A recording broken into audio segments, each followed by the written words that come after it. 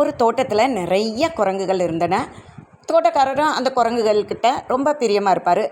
அவர் என்னென்ன வேலை பார்க்குறாரோ அத்தனையும் இந்த தோட்டத்தில் அந்த குரங்குகளும் செய்யும். ஒரு முறை அவர் வெளியூர் போக வேண்டிய வேலை வருது. 1 வீக் போகணும். அப்போ அவர் தண்ணி ஊற்றுறதுக்கு யார்கிட்ட சொல்லலான்னு கவலையில் இருக்கார். அப்போ தான் அவருக்கு ஒரு ஐடியா வருது. இந்த குரங்குகள் தான் நம்ம செய்கிற மாதிரியே செய்யுமே, இதுகிட்டே பொறுப்பை ஒப்படைச்சிட்டு போனால் என்ன அப்படிங்கிற முடிவுக்கு வர்றாரு. அதுகளை கூப்பிட்டு பேசுகிறாரு. அதுகளுக்கு ஒரே சந்தோஷம், நாங்களே செய்கிறோன்னு சொல்லிட்டு. ஆனால் அதுகளுக்கு ஒரு டவுட் வருது. எந்த செடிக்கு எவ்வளோ தண்ணி ஊற்றணும் அப்படிங்கிறது தான் அந்த டவுட்டு. உடனே அவர் சொல்கிறாரு, வேர் பெருசாக இருந்துச்சுன்னா தண்ணி நிறையா ஊற்றணும், வேர் சின்னதாக இருந்தால் கொஞ்சம் தண்ணி ஊற்றினா போதும் அப்படின்னு சொல்லிவிட்டு அவர் கிளம்பி போயிட்டார்.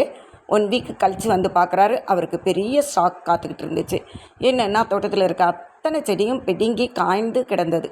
இவருக்கு என்ன செய்யணே தெரியல. குரங்குகளை கூப்பிட்டு கேட்குறாரு, என்ன இப்படி இருக்குன்னு. அப்போ தான் அதுக்கு சொல்லுதுங்க, நீங்கள் தானே சொல்லிட்டு போனீங்க வேர் பெருசாக இருந்தால் நிறையா தண்ணியும் சின்னதாக இருந்தால் கொஞ்சமாக ஊற்ற சொன்னீங்க, ஆனால் தான் பிடுங்கி பார்த்தோம் அப்படின்னு சொல்லுதுங்க.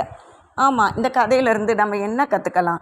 தகுதி இல்லாதவர்களிடம் ஒரு செயலை செய்ய சொல்லி பொறுப்பை ஒப்படைப்பது அறிவற்ற செயல் இல்லையா? எந்த காரியமாக இருந்தாலும் பிறரிடம் அதனை செய்ய சொல்லும்போது கொஞ்சம் கவனமாக இருங்கள். வாழ்க்கை நிற்கட்டும்.